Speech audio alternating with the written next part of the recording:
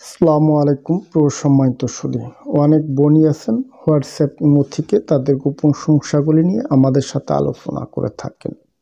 সহবাসে vagina থেকে দুর্গন্ধ বের হয়, দুর্গন্ধ আসে, কিভাবে সমাধান করবেন, করণীয় প্রতিকার বিষয়ে জানতে চেয়ে থাকেন।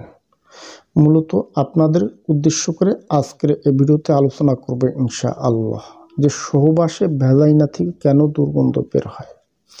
দেখুন, সাধারণত মেডিকেল সায়েন্স থেকে আমরা যতটুকু জানি, সহবাসে ভ্যাজাইনা থেকে দুর্গন্ধ বের হয় মাসিকের আগে কিংবা পরে। এটি দুর্গন্ধ আসতে পারে, এটি হওয়া স্বাভাবিক।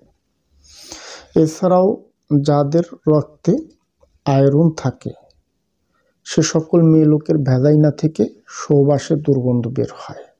এ দুটি অবস্থায় সহবাসের সময় ভ্যাজাইনা থেকে দুর্গন্ধ বের হয়। এছাড়াও যাদের ওয়াল টাইম সব সময় ভ্যাজাইনা থেকে দুর্গন্ধ বের হয়, এর অনেকগুলি কারণ থাকে। সাধারণত অনেক মেয়ে লোক আছেন নিচের অন্তবাসটা আটসাট পরে থাকেন, ভ্যাজাইনা ঘামায় দুর্গন্ধ ব্যাকটেরিয়া জন্ম নেয়, সেখান থেকে দুর্গন্ধ বের হয়ে থাকে। এছাড়াও অনেক মেয়ে লোকের ভ্যাজাইনায় চুলকানি, অনিয়মিত মাসিক, ইরেগুলার পিরিয়ড কিংবা সাদা স্রাব যায়। এ জাতীয় সমস্যা থেকেও অনেক সময় মেয়ে লোকের ভ্যাজাইনা থেকে দুর্গন্ধ বের হয়, দুর্গন্ধ হয়ে থাকে। অনেক মেয়ে লোকের আছে ভ্যাজাইনালি ইনফেকশন, বিশেষ করে চুলকানি হয়ে থাকে অনেক মেয়ে লোকের, কিংবা গা হয়, ইনফেকশন হয়। অনেক মেয়ে লোকের আছে ভ্যাজাইনার ভিতরে সিস্টের সমস্যা থাকে, যার কারণে ভ্যাজাইনা থেকে সবসময় দুর্গন্ধ বের হয়। অনেক মেয়ে লোক আছেন অসুরক্ষিত যৌন মিলনে লিপ্ত হয়ে গেছেন, যার কারণে মেয়ে লোকের সিফিলিস, গনোরিয়া, সিস্টাইটিস, ক্লামিডিয়া, এপিডিডাইমিটিস ইত্যাদি নানা বাহিত যৌন রোগে আক্রান্ত হলেও তাদের ভ্যাজাইনা থেকে সবসময় দুর্গন্ধ বের হয়ে আসতে পারে।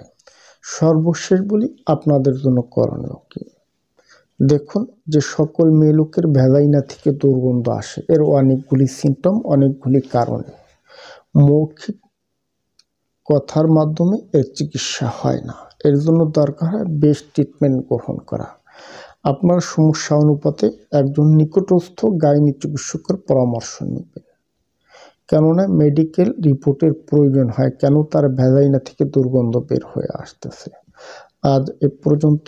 যদি আমার ভিডিওটি দেখে ভালো লেগে থাকে তাহলে সাবস্ক্রাইব করে দিবেন, সে সাথে লাইক শেয়ার করে দিবেন। ধন্যবাদ, ভালো থাকবেন সবাই।